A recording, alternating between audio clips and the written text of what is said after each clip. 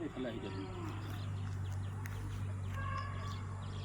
1 2 3 নমস্কাৰ গ্ৰহণ কৰিব। মই আজি পুনৰ আন এটা বিষয়বস্তু লৈ সামাজিক মাধ্যমৰ যোগেদি ৰাইজৰ ওচৰলৈ আহিছোঁ।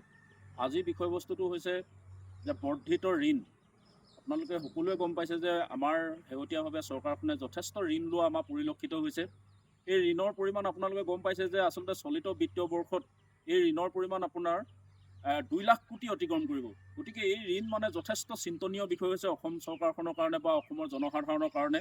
গতিকে মই এই সম্পৰ্কত এটা প্ৰতিবেদন আজি আগবঢ়াব বিচাৰিছোঁ। আপোনালোকে জানে এতিয়া 2 মাৰ্চ তাৰিখে চৰকাৰখনে 1000 কোটি টকাৰ ঋণ ল'লে আৰু আপোনাৰ 10 মাৰ্চ তাৰিখে পুনৰ তেওঁলোকে আৰু 900 কোটি টকাৰ ঋণ ল'বলৈ লৈছে। গতিকে ইমান বৰ্ধিত তেওঁলোকে ঋণ লৈছে যে মানে ক্ৰমবৰ্ধমান ঋণে যে অসমৰ অৰ্থনৈতিক একেবাৰে কুঙা কৰি পেলাব, এই কথাটো একদম সম্পূৰ্ণৰূপে মানে নিশ্চিত হৈ পৰিছে। আৰু আমি যদি চাওঁ যে আচলতে এই যিবিলাক হিতাধিকাৰী আঁচনি, এই হিতাধিকাৰী আঁচনিৰ জৰিয়তে চৰকাৰে মানে মুকলিকে যি ধন বিলোৱা কাৰ্য আৰম্ভ কৰিছে, এইটো এটা মানে ৰাজ্যখনৰ অৰ্থনৈতিক দিশত এটা মানে সকলো দিশতে, অকল অৰ্থনৈতিক দিশতে নহয়, সামাজিক দিশত হওক, অসমৰ কৰ্ম সংস্কৃতিৰ দিশতেই হওক, এটা একদম ডাঙৰ সমস্যা সৃষ্টি হোৱাৰ সম্ভাৱনা প্ৰকট হৈ উঠিছে। যিহেতু এতিয়া আপোনালোকে দেখা গৈছে যে অহা 10 মাৰ্চ তাৰিখে চৰকাৰখনে তেওঁলোকে এতিয়া আপোনাৰ পুনৰ তেওঁলোকে মানে 9000 টকাকৈ অসমৰ মহিলাসকলক বিতৰণ কৰিব হিতাধিকাৰী আঁচনিৰ জৰিয়তে, অৰুণোদয় আঁচনিৰ জৰিয়তে হিতাধিকাৰীসকলক প্ৰায় মানে 3600 কোটি টকা বিলাব। আৰু এই হিতাধিকাৰী সংখ্যা হ'ল আপোনাৰ 39 প্ৰায় 70 লাখ মানে আপোনাৰ হিতাধিকাৰী। আৰু এই হিতাধিকাৰীখিনিৰ মাজত তেওঁলোকে মানে চৰকাৰখনে, অৰ্থাৎ এই চৰকাৰখনে আপোনাৰ প্ৰায় 3600 কোটি টকা বিতৰণ কৰিব। গতিকে এই বৃহৎ অংকৰ ধন। আৰু এটা কথা আপোনালোকে জানে যে তেওঁলোকে অকল হিতাধিকাৰী আঁচনিৰ জৰিয়তে হওক, অৰুণোদয় আঁচনিৰ জৰিয়তে, আত্মনিৰ্ভৰশীল আঁচনিৰ জৰিয়তে বা তেওঁলোকে আশা কৰ্মীসকলক মানে স্কুটি বিতৰণৰ কাৰণে যে 700 কোটি টকা ধাৰ্য কৰিছে, এই সমস্ত পইচাবোৰ তেওঁলোকে ঋণৰ পৰা লোৱা পইচা। আৰু এতিয়া তেওঁলোকে মহিলা উদ্যমিতা আঁচনি, এই আঁচনিবিলাকৰ নামত যিমান টকা পইচা তেওঁলোকে মহিলাসকলক মুকলিকে বিতাবলৈ লৈছে বা তেওঁ বিতৰণ কৰিছে, এই সমস্ত পইচা অৰ্থাৎ সমস্ত মানে প্ৰায় 70% প্ৰায় 80% পইচা এই ঋণৰ পইচা। আচলতে এই ঋণৰ পইচা মানে এতিয়া এনেকুৱা হৈছে যে কেগৰ প্ৰতিবেদন, যিটো ভাৰতবৰ্ষৰ হিচাপ নিৰীক্ষক বা হিচাপ নিয়ন্ত্ৰক সংস্থা ক্ৰেগ বা ৰিজাৰ্ভ বেংক অফ ইণ্ডিয়া বা অসম বিত্তীয় আয়োগৰ মানে 7ম বিত্তীয় আয়োগে মানে বাৰম্বাৰ তেওঁলোকে কৈ আছে যে আচলতে বৰ্ধিত ঋণক লৈ তেওঁলোকে সকিয়নি প্ৰদান কৰি আছে যদিও চৰকাৰখনৰ কিন্তু এতিয়ালৈকে আমাৰ গা লৰা কোনো পৰিলক্ষিত হোৱা নাই। তেওঁলোকে ঋণৰ পিছত ঋণ লৈ আছে। আৰু মই কৈছোৱেই যে চলিত বিত্তীয় বৰ্ষত এই ঋণৰ পৰিমাণ 2 লাখ কোটি অতিক্ৰম কৰিব। গতিকে এটা মানে ভয়াৱহ চিন্তনীয় বিষয় যে ইমান ঋণ লৈছে তেওঁলোকে। গতিকে এতিয়া আমি যদি চাওঁ যে এই ঋণৰ পৰা অনা পইচাবিলাক তেওঁলোকে অৰুণোদয় আঁচনি, হিতাধিকাৰী ধৰক আপোনাৰ কি বুলি কয় আত্মনিৰ্ভৰশীল আঁচনিকে ধৰি বিভিন্ন আঁচনিৰ নামত তেওঁলোকে বিতৰণ কৰিছে। আৰু এই বিতৰণ কৰা টকাবিলাক যে আচলতে ঋণৰ পৰা অহা টকা। আৰু এতিয়া একচুৱেলি সঁচাকৈ ৰিজাৰ্ভ বেংক অফ ইণ্ডিয়াই মানে এখন প্ৰকাশ কৰা এটা তথ্য মতে যে অসমখন হ'ল দৰিদ্ৰ ৰাজ্যবিলাকৰ ভিতৰত 8ম স্থানত পৰিছে অসম। গতিকে অসমৰ বিত্তীয় অৱস্থা যে এটা শোচনীয় বিত্তীয় অৱস্থা, সেই কথা আমাৰ মানে আৰু কাকো বহলাই কোৱাৰ নিশ্চিতভাৱে প্ৰয়োজন নাই যে এনেকুৱা এটা শোচনীয় বিত্তীয় অৱস্থাৰ মাজত আকৌ 10 মাৰ্চ তাৰিখে তেওঁ মানে অৰুণোদয় আঁচনিৰ জৰিয়তে হিতাধিকাৰীসকলৰ মাজত 3600 কোটি টকা পুনৰ বিতৰণ কৰিব। গতিকে আৰু এটা কথা মই ভাবোঁ যে তেওঁ যিমান ঋণ লৈছে, এই ঋণৰ পইচাবিলাক যে এই ঋণ লোৱা পইচাবিলাক তেওঁ কিন্তু গোটেই পইচাবিলাক কিন্তু অনুৎপাদনমূলক কোনো প্ৰডাকশ্যন বা কোনো অনুৎপাদনমূলক কামত মানে তেওঁ ব্যৱহাৰ কৰিছে। অসমৰ কোনো উৎপাদন প্ৰক্ৰিয়াটোৰ সৈতে মানে আচলতে এই ঋণ লোৱা পইচাবিলাকৰ কোনো সম্পৰ্ক নাই, কোনো সম্পৰ্কিত কথা নহয়। এইটো আচলতে তেওঁলোকে যিবিলাক ঋণ লৈছে, এই ঋণবিলাক আচলতে এই হিতাধিকাৰীবিলাকৰ মাজত আচলতে এই মানে মহিলা উদ্যমিতা আঁচনি, হিতাধিকাৰী মহিলাসকলক মানে আপোনাৰ এই আশা কৰ্মীসকলক স্কুটি বিতৰণ, এই এনেকুৱাবিলাক কাম বা জাকজমকীয়া ৰাজনৈতিক মানে তেওঁলোকৰ সভা সমিতিবোৰত বা মিটিং মাটাংবোৰত তেওঁলোকে ব্যয় কৰিছে। গতিকে মই ভাবোঁ যে এইটো এটা যথেষ্ট। আৰু এটা কথা আপোনালোকে কেগৰ প্ৰতিবেদনে কৈছে যে এইটো বাৰম্বাৰ সকীয়াই আছে যে এইটো কাম কৰিব নালাগে। কিন্তু আৰু এটা কথা যদি আমি চাওঁ, তেওঁলোকে কিন্তু প্ৰথমতে 2021-22 বৰ্ষত কিন্তু প্ৰায় মানে 7000 কোটি টকাৰে তেওঁলোকে মুকলিকে মহিলাসকলক পইচা বিতৰণ, অৰুণোদয় আঁচনিজনৰ পইচা বিতৰণৰ কাৰ্যসূচী আৰম্ভ কৰিছিলে। কিন্তু চলিত বিত্তীয় বৰ্ষত মানে আচলতে এই পৰিমাণ আপোনাৰ প্ৰায় 15000 কোটি টকা ধাৰ্য কৰিছে। চলিত বিত্তীয় বৰ্ষত মানে হিতাধিকাৰীসকলক প্ৰায় আপোনাৰ 15000 কোটি টকা তেওঁলোকে মানে বিতৰণ কৰিছে।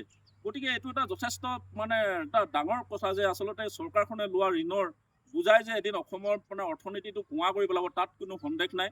আৰু মই ভাবোঁ যে কি একচুৱেলি এতিয়া বহুত কথা ক'বলগীয়া হয়। অসমত এতিয়া চাহ উৎপাদন হয়। চাহ উৎপাদন হ'লেও আমি একচুৱেলি বহুজাতিক কোম্পানী বা বণিক গোষ্ঠী বা পুঁজিপতিসকলৰ ওপৰত নিৰ্ভৰ কৰিবলগীয়া হয়।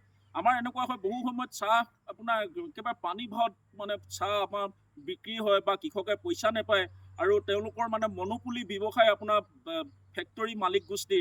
গতিকে এনেকুৱা এটা সময়ত চৰকাৰখনে যদি এই ধাৰত লোৱা পইচাবিলাকে যদি তেনেকৈ ধৰণে এটা চৰকাৰীভাৱে যদি এটা মানে তেওঁলোকৰ যদি আচলতে যিবিলাক ফেক্টৰী কলঘৰ অৰ্থাৎ চাহটো মানে আপোনাৰ কেঁচা চাহপাতৰ পৰা শুকান চাহপাত প্ৰস্তুত কৰা যিবিলাক কলঘৰ, এই কলঘৰ নিৰ্মাণত যদি তেওঁলোকে ব্যৱহাৰ কৰি হ'লে বা অসমত এতিয়া কেনেকুৱা হয় আলু খেতিবিলাক আপোনাৰ দেখা গৈছে যে শদিয়াত আজি কিছুদিনৰ আগত আলু তেওঁলোকে পেলাই দিবলগীয়া এটা প্ৰক্ৰিয়া হৈছে।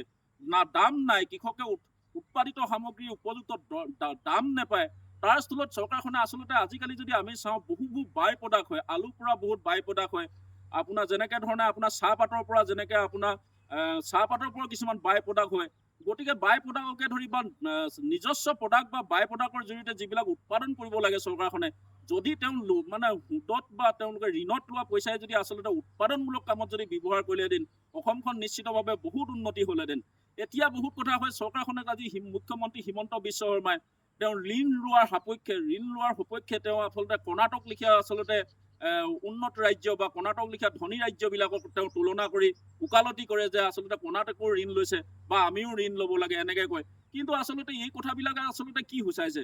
অসমততো তেওঁ আচলতে যিবিলাক পইচা আনিছে এই পইচাবিলাকতো কোনো উৎপাদনমূলক কামত ব্যৱহাৰ হোৱা নাই বা অসমৰ আচলতে কোনো মানে ভাল কিছু কামত তেওঁলোকে ব্যৱহাৰ কৰিব পৰা নাই। গতিকে মই ভাবোঁ যে কি এনে অনুৎপাদনমূলক ঋণ লোৱা কাৰ্যই অসমৰ অৰ্থনীতি মেৰুদণ্ড এদিন ভাঙি পেলাব। আৰু মই ভাবোঁ যে কি এতিয়া মুখ্যমন্ত্ৰীয়ে আচলতে যিমানবোৰ আঁচনি আনিছে, এই আঁচনিবিলাকত আচলতে যিবিলাক পইচা পাতি ব্যয় কৰিছে, এই পইচাবিলাক চব ঋণৰ পৰা অহা পইচা। আৰু এতিয়া এই কথাবিলাকে আমি আচলতে যথেষ্ট চিন্তনীয় বিষয়। মই এই বিষয়টো আজি হয়তো বহুত মহিলাই 10 মাৰ্চত পইচা পাম বুলি তেওঁলোকে আজি বহুতে মানে আচলতে তেওঁলোকে আনন্দত মতলীয়া হৈ আছে। আৰু তেওঁলোকে মানে ভাবিছে যে আমি আচলতে 9,000 টকা পাম। এই টকা যদি তেওঁলোকে এটা কথা ভাবিব লাগে যে এই টকা তেওঁলোকে আচলতে ঋণত আনি মানে তেওঁলোকে দিবহি এই পইচা। আৰু এই ঋণত অনা পইচাই যে অসমৰ অৰ্থনীতিটোক যে আচলতে কেনেধৰণে কুঙা কৰিছে বা আমাৰ প্ৰতিজন জনমূৰীয়াই আমি যে এদিন অসমে এই টকা ধাৰ মাৰিব লাগিব আচলতে, এই পইচা যে ঋণত লোৱা পইচা। আৰু এটা কথা আপোনালোকে গম পাইছেনে, আচলতে ৰাজ্যখনত নিজস্ব যি ৰাজহ, এই ৰাজহৰ পইচা মানে সিংহভাগ গিলি পেলাই আচলতে ঋণৰ মাৰ্ফত অনা পইচাৰ ধাৰ মাৰোঁতে তেওঁলোকৰ এটা বৃহৎ পইচা মানে এনেকৈ মুকলিকৈ বিতৰণ কৰে। আচলতে 10 মাৰ্চত বিতৰণ কৰিব মহিলাসকলক বহুতে হয়তো এটা ঠেং দাঙি আছে তেওঁলোকে যে পইচা ল'বৰ কাৰণে। গতিকে এই পইচাবিলাক যে তেওঁ আচলতে ঋণত আনি যে পইচাবিলাক আনি দিছেই, আৰু এই ঋণত অনা পইচাবিলাক যে আচলতে ৰাজ্যখনৰ নিজস্ব যি ৰাজহ, এই ৰাজহ মানে প্ৰতি বছৰে যি ৰাজহ পায় মানে আচলতে যি ৰাজহ সংগ্ৰহ হয়, এই ৰাজহৰ একদম সিংহভাগ পইচা আচলতে তেওঁ ধাৰ মাৰোঁতে বা ধাৰৰ নামত অনা মানে সুদৰ পইচাত তেওঁ দিবলগীয়া হয়। গতিকে এইটো এটা মানুহবিলাকৰ যথেষ্ট চিন্তনীয় বিষয়। মই এটা কথা কওঁ যে আচলতে অসমত এতিয়া যি দেখা গৈছে উৎপাদন ব্যৱস্থাটো কিন্তু অত্যন্ত দুখ লগা। মানে উৎপাদন অসমত নাই, আৰু এটা উৎপাদন হ'লেও এই উৎপাদিত সামগ্ৰী কৃষকে বিক্ৰী কৰিবৰ কাৰণে এটা উপযুক্ত প্লেটফৰ্ম নাই বা বজাৰ নাই। এই বজাৰ ব্যৱস্থাটো কিন্তু চৰকাৰখনে বা হিমন্ত বিশ্ব শৰ্মাই কাহানিও কৰা আমি দেখা নাপালোঁ। আৰু মই ভাবোঁ যে অসমত এনেকুৱা কিছুমান মানে অমূল্য বস্তু, কিছুমান মানে যিবোৰ বস্তু আপুৰুগীয়া বস্তু ইয়াত উৎপাদন হয়, এই উৎপাদনবোৰ বিক্ৰী কৰিবৰ কাৰণে তেওঁ এখন বজাৰ সৃষ্টি কৰিব নোৱাৰিলে। মই ভাবোঁ যে কি আচলতে মানে এইটো দক্ষিণ পূব এছিয়াত হয়তো বহু ৰাষ্ট্ৰ আছে, বহু আমাৰ এটা স্কিলৱেল পথেৰে আমাৰ কিছুমান ব্যৱসায়িক ৰাস্তা গঢ়িবৰ কাৰণে, বিদেশত আমাৰ কৃষকৰ উৎপাদিত সামগ্ৰী বিক্ৰী কৰিবৰ কাৰণে বা আমাৰ এখন বিদেশত বজাৰ সৃষ্টি কৰিবৰ কাৰণে ইমান ধুনীয়া সম্ভাৱনা থকা পাছতো এই কাম নকৰি কিন্তু অকল ফ্ৰী টকা বিতাই, ফ্ৰী চাউল, ফ্ৰী টকা বিতৰণে হিমন্ত বিশ্ব শৰ্মাই অসমৰ অৰ্থনীতি আৰু মানুহবিলাকক বিশেষকৈ এলেহুৱা কৰি পেলালে। আৰু তেওঁ এনেকুৱা কৈছে যে মানুহক কেৱল ধন টকা পইচা দি মেলি তেওঁ মানে আচলতে এই মানুহবিলাকক মানে কৰ্ম কৰি খোৱাতকৈ তেওঁ মানে আচলতে এটা মানে ধূত, অৰ্থাৎ মানে তেওঁলোকে এলেহুৱা মানুহ এটালৈ মানে মানুহলৈ পৰ্যাবেক্ষিত কৰিছে বা মানুহবিলাকক আচলতে চৰকাৰ মুখলৈ বাট চাই থকা মানে পৰমুখাপেক্ষী কৰি পেলোৱা হৈছে। আৰু এটা কথা মানে মই ভাবোঁ চৰকাৰখনে আচলতে গুৰুত্ব দিব লাগিছিলে কি, চৰকাৰখনে আচলতে ৰাজ্যখনৰ দীৰ্ঘম্যাদী এটা উন্নয়নৰ কথা ভাবি দীৰ্ঘম্যাদী উন্নয়নৰ কথা যদি তেওঁলোকে চিন্তা কৰিলেহেঁতেন, দীৰ্ঘম্যাদী উন্নয়নৰ কথা ভাবি তেওঁলোকে যদি অন্ততঃ মানে এই উৎপাদন ব্যৱস্থাটো যদি গুৰুত্ব দিলেহেঁতেন বা ঋণত আনক পইচা তেওঁ কোনো কথা নাই, অসমৰ ভৱিষ্যত বা দীৰ্ঘম্যাদী যাতে উন্নয়ন হয়, অসমত যাতে উৎপাদন হয়, উৎপাদন বস্তু যাতে বিদেশত বিক্ৰী কৰি যাতে আমাৰ ৰাজহ সংগ্ৰহ হয় বা অসমৰ কৃষকৰ কাৰণে এটা সকাহৰ বাট সৃষ্টি হয়, এটা পথ সৃষ্টি হয়, এই কথাবিলাকত তেওঁ গুৰুত্ব নিদি কিন্তু তেওঁ আচলতে ৰাজনৈতিক মানে আচলতে ক্ষুদ্ৰ ৰাজনৈতিক লাভালাভৰ কাৰণে তেওঁ নিজৰ নিৰ্বাচনী বৈতৰণি পাৰ হ'বৰ কাৰণে, নিজে মুখ্যমন্ত্ৰী হৈ থাকিবৰ কাৰণে, নিজে চৰকাৰৰ গাদীত বহি থাকিবৰ কাৰণে এই ঋণৰ পৰা অনা টকাবিলাক তেওঁ কিন্তু আচলতে এই ৰাজনৈতিক মানে তেওঁলোক মানে ৰাজনৈতিক ভৱিষ্যতৰ কাৰণে বা ৰাজনৈতিক দেওনা বা ৰজা হৈ থকাৰ যি তেওঁ মানে মুখ্যমন্ত্ৰী হৈ থকাৰ কাৰণে যে মানে আচলতে ব্যৱহাৰ কৰা কাৰ্য কেতিয়াও সমৰ্থনযোগ্য নহয়। গতিকে মই ভাবোঁ যে কি মুখ্যমন্ত্ৰী হিমন্ত বিশ্ব শৰ্মাৰ যাতে শুভবুদ্ধি উদয় হয় আৰু এনেধৰণে আমাৰ ৰাইজৰ মূৰত, ৰাইজৰ জনমূৰি আমাৰ ৰাজ্যখন মানে আচলতে কোনো বিত্তীয় প্ৰতিষ্ঠানৰ ওচৰত বন্ধকত থৈ এনেধৰণে আপোনাৰ লাখ লাখ কোটি টকা তেওঁ ধাৰ লোৱা কাৰ্য কেতিয়াও গ্ৰহণযোগ্য নহয়। আৰু এই কথা তেওঁ পৰিহাৰ কৰি ৰাজ্যখনৰ দীৰ্ঘম্যাদী তেওঁ উন্নয়নৰ কাৰণে কাম কৰিবৰ কাৰণে মোৰ ফালৰ পৰা বিনম্ৰ অনুৰোধ জনালোঁ। আৰু মই আজি এই চেগতে এইখিনিকে কথা ক'লোঁ, আপোনাৰ ৰাইজে এই বিষয়খিনিকে বিচাৰ বিবেচনা কৰি চাব নিশ্চিতভাৱে। ইয়াকে ক'লোঁ, জয় আই অসম, ধন্যবাদ।